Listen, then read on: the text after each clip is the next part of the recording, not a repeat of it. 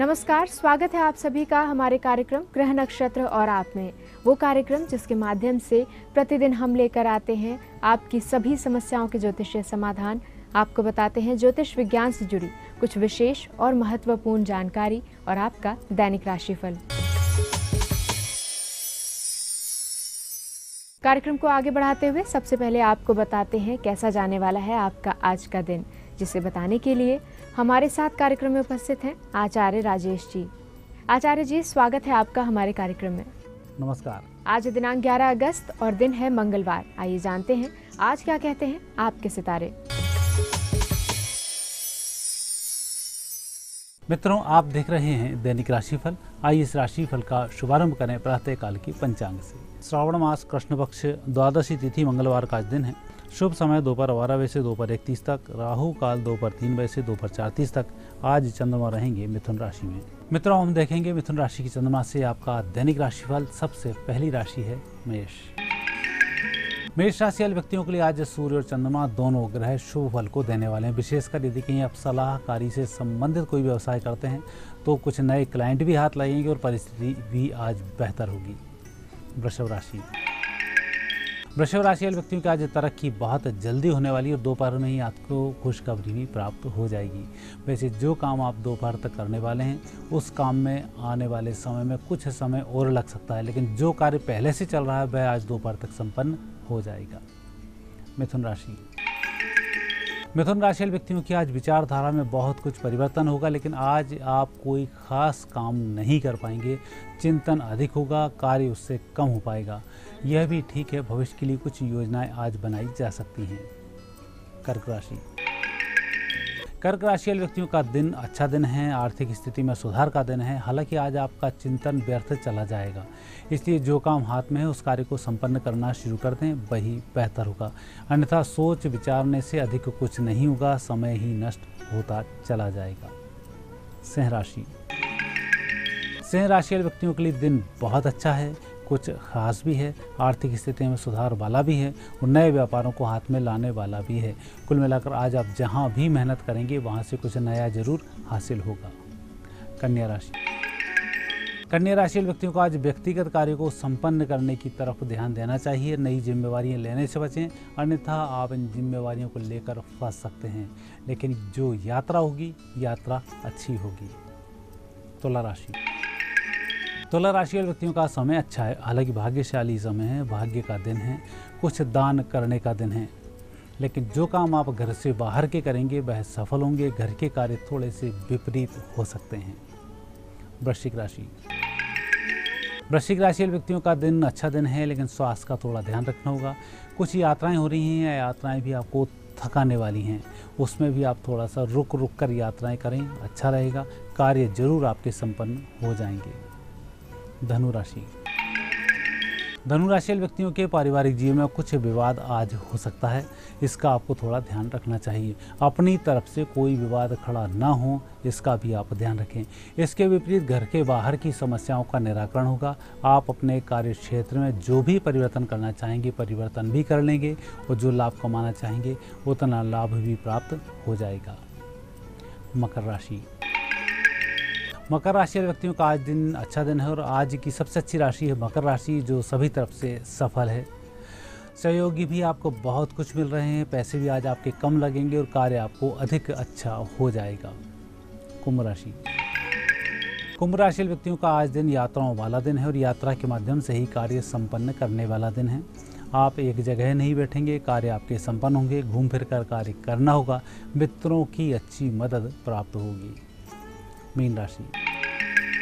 Mean राशि वाले व्यक्तियों का आज दिन अच्छा है, कुछ नई जिम्मेवारी हाथ लगेंगी, उसके माध्यम से यश और कीर्ति की वृद्धि होगी। और जो जिम्मेवारी आपको मिल रही है आप उसके लायक शायद अपनी दृष्टि से नहीं है, लेकिन उस जिम्मेवारी का आप जरूर ले लें, उसका निर्वहन भी करेंगे। पद प्रतिष्ठा में वृद्धि भी होगी, कोई तनाव नहीं पालें। दैनिक राशिफल जानने के बाद अब समय है गुरु मंत्र जानने का। आइए जानते हैं आज के दिन क्या खास है गुरु मंत्र में। मित्रों, कई बार व्यक्ति के ऊपर जाने अनजाने में धीमे धीमे कर्ज चढ़ता रहता है। तो कर्ज के तो बहुत सारे प्रकार हैं। लाल किताब में तो ढेर सारे इनके प्रकार बताए गए हैं। कई बहन बेटियों का कर्ज होता है, कई ससुराल वालों को होता है, कई माता पिता का कर्ज होता है, कई पूर्व जन्म का तो दोषों का कर्ज होता है, कई भूमि का कर्ज होता है। तो ऐसे कई कर्जों का वर्णन किया गया है। लेकिन आज के दिन से भगवान शिव जी के ऋण मंगल स्तोत्र का पाठ भगवान शिव जी के सामने करना शुरू कर दिया जाए तो व्यक्ति शीघ्र ही सभी प्रकार के ऋणों से मुक्त हो जाता है।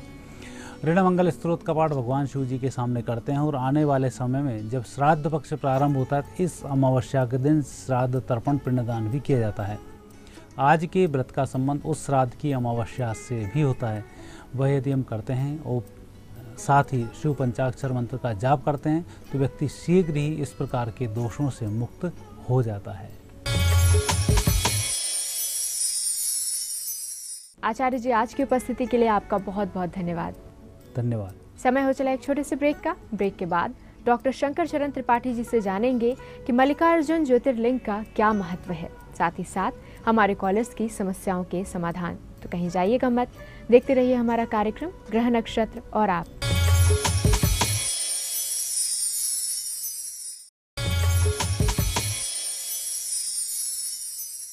ब्रेक के बाद एक बार फिर से आप सभी का स्वागत है हमारे कार्यक्रम ग्रह नक्षत्र और आप में। और इस समय हमारे साथ कार्यक्रम में उपस्थित हैं प्रख्यात नक्षत्र गतान्वेषी डॉक्टर शंकर चरण त्रिपाठी जी। त्रिपाठी जी, आपका स्वागत है हमारे कार्यक्रम में। जी प्रणाम। त्रिपाठी जी, सावन का महीना चल रहा है और ऐसे में हम ज्योतिर्लिंग की बात कर रहे हैं। 12 ज्योतिर्लिंगों का ज्योतिषीय महत्व आप बता रहे हैं। आज हम जानना चाहेंगे मल्लिकार्जुन ज्योतिर्लिंग का ज्योतिषीय महत्व क्या है। ओंकारमीशं अशिवमेकमीणं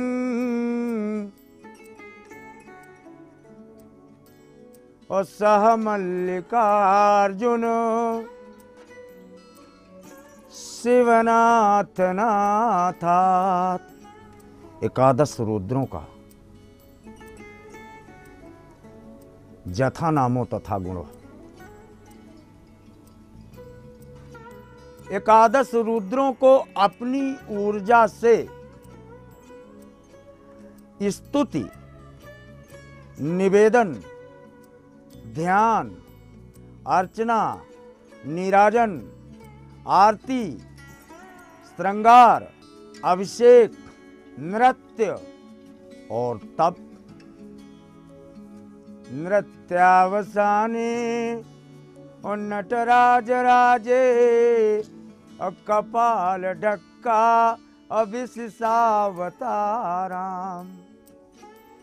नृपशैल तुंगे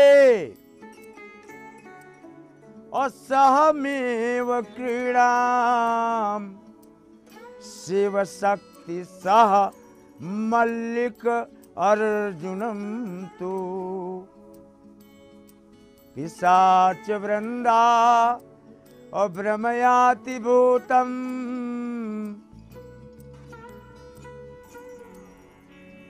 क्या कहना है। सिरमौली, चंद्रमौली, रुद्रों का सिरमौली बना ये मल्लिकार्जुन शिवलिंग है। कपाल की मालाओं को जैसे सूक्ते मणि जलाई वो भवा 10 चत्वारी भी। 14 भुवनों की माला को एक में पिरोकर अपने गले में नहीं अपने मस्तक पर धारण कर तृतीय नेत्र की प्रांजलियों से और उससे निकलने वाली लपटों कराल ज्वालाओं से अभिसिंचित गंगा की तरंगों से रत कृपावपूर्णम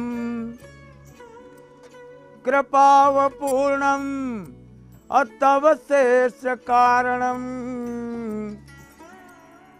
सह मल्लिकायाम शिवमेकमीणम।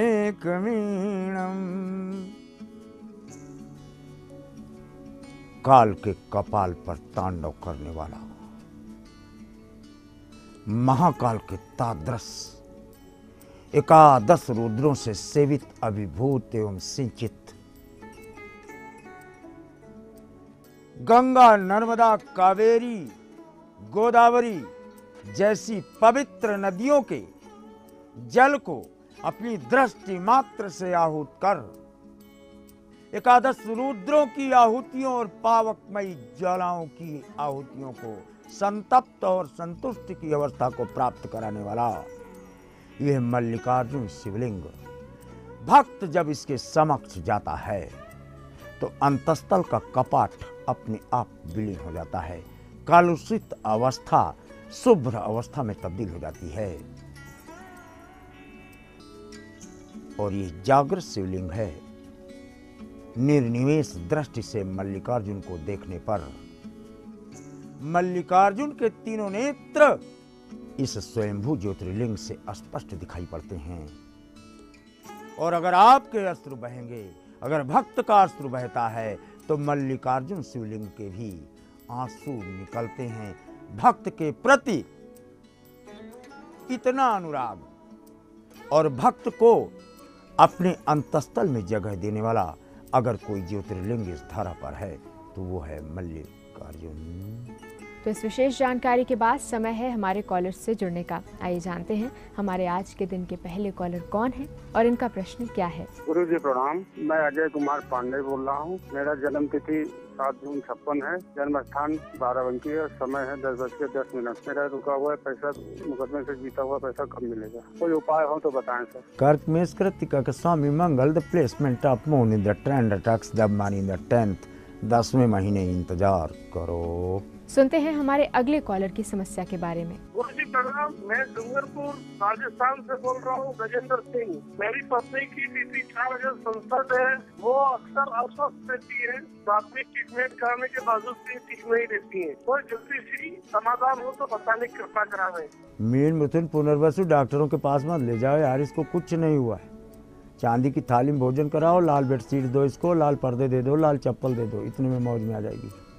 बारी है हमारे अगले कॉलर से जुड़ने की। आइए जानते हैं ये कौन है। नाम गुरुजी, मैं बिलासपुर छत्तीसगढ़ से ज्योति बोल रही हूँ। मैं अपनी बेटी मधु के लिए पूछना चाहती हूँ, जिसका डेट ऑफ बर्थ 16 दिसंबर 1982 है। मेरी पुत्री को संतान कब होगा और कुल कितने संतान का योग है? धनु मकर मूल एकादश में शन की दृष्टि पंचम, एक भी संतान का योग नहीं।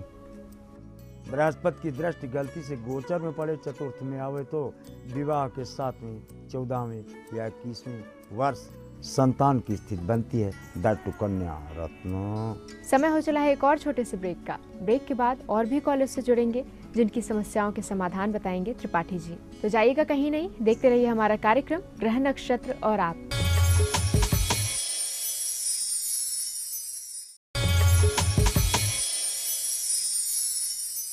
ब्रेक के बाद एक बार फिर से आप सभी का स्वागत है हमारे कार्यक्रम ग्रह नक्षत्र और आप में। बढ़ते हैं आगे और जुड़ते हैं हमारे अगले कॉलर से। सुनते हैं इनका प्रश्न क्या है।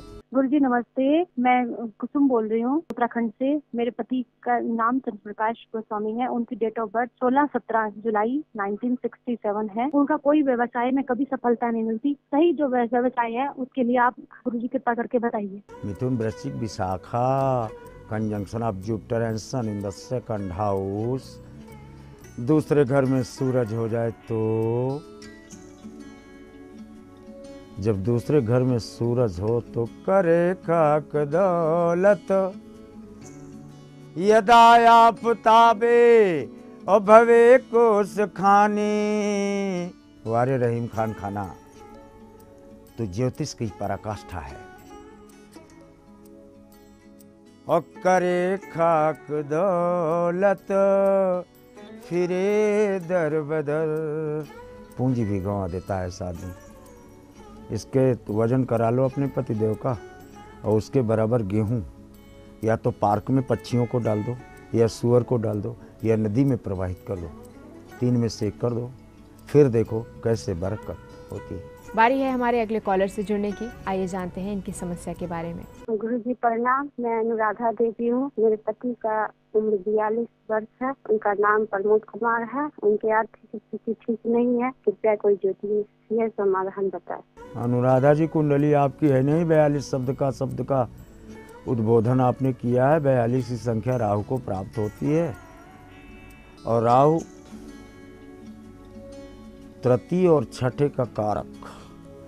पति के मामा के यहाँ का कोई वस्त्र या पैसा या उस गांव की मिट्टी प्राप्त कर लो, फिर तांबे के पात्र में या तांबे की कटोरी में रखकर तांबे के ही ढक्कन से ढककर पूजा स्थान पे रख दो या पति जहाँ कार्य करते हो वहाँ रख।